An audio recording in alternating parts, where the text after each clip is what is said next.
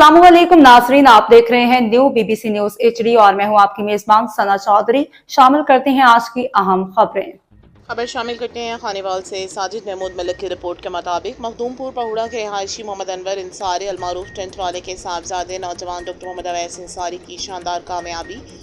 Doctor Mohammad Awais इंसारी ने बाज़ाब्ता तौर पर ग्रेजुएशन और MBBS की तालीम मुकम्मल कर ली, जिस पर अहले खाना और दोस्त अहबाब की जानिब से मुबारकबाद पेश की गई। डॉक्टर मोहम्मद अवैस इंसारी का कहना है कि सालों की अनथक मेहनत, लगन और मुसलसल जदोजहद बिलाखिर रंग ले आई।